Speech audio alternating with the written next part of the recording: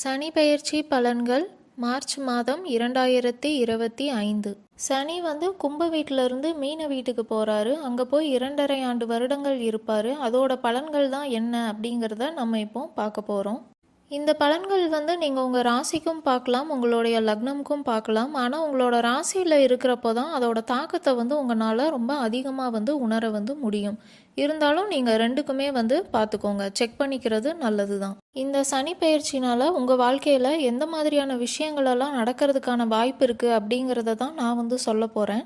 அப்போது அந்த மாதிரி விஷயங்கள் நம்ம வாழ்க்கையில் நடக்குது அப்படின்னா அதை நம்ம எப்படி ஈஸியாக கடந்து போகணும் அப்படிங்கிறத தான் நம்ம இந்த வீடியோவில் பார்க்க போகிறோம்.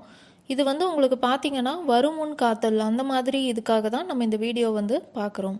சரி, இப்போ நம்ம வீடியோக்குள்ளே போகலாம்.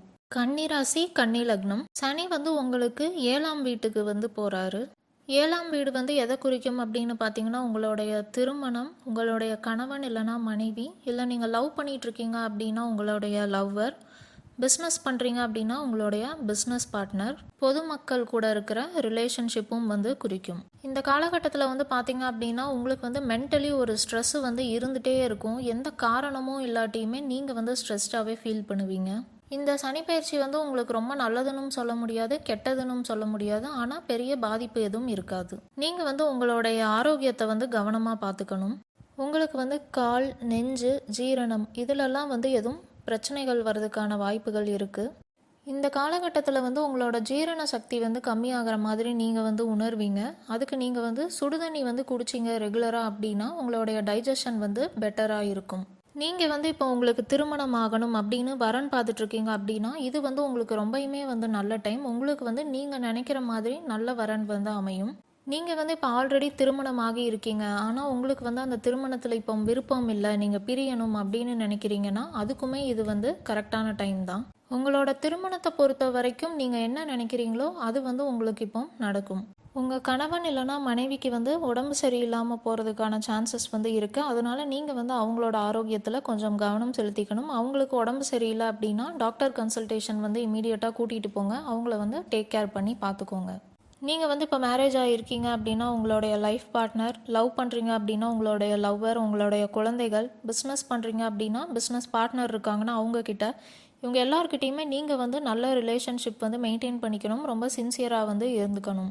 ஏன்னா இந்த ரிலேஷன்ஷிப்லலாம் மிஸ் அண்டர்ஸ்டாண்டிங் வரதுக்கான சான்சஸ் அதிகமாகவே இருக்குது. அதனால நீங்கள் பார்த்து பொறுமையாக கையாளணும். இந்த 2.5 ஆண்டு முடிவில் பார்த்தீங்கன்னா நீங்கள் இந்த ரிலேஷன்ஷிப் எல்லாத்தையும் எப்படி கையாளுறீங்க அப்படிங்கிற விதம் மாறும். அதே மாதிரி அவங்களும் உங்ககிட்ட நடந்துக்கிற விதத்தில் மாறுதல்கள் இருக்கும்.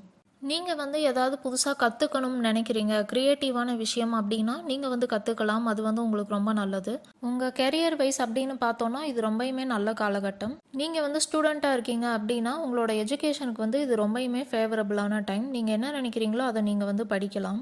நீங்கள் பேங்கிங், ஃபினான்ஸ், ஆடிட்டிங் ஃபீல்டில் இருக்கீங்க அப்படின்னா உங்களுக்கு நல்ல க்ரோத் இருக்கும்.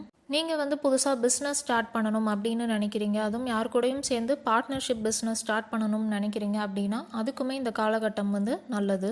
நீங்கள் உங்களுடைய ஜாப் இல்லைனா பிஸ்னஸ் இல்லைனா படிப்புக்காக ட்ராவல் பண்ணுற மாதிரியான சூழ்நிலைகள் வரலாம். நீங்கள் ஆன்மீகத்தை நோக்கி ஈர்க்கப்படுவீங்க இந்த காலகட்டத்தில்.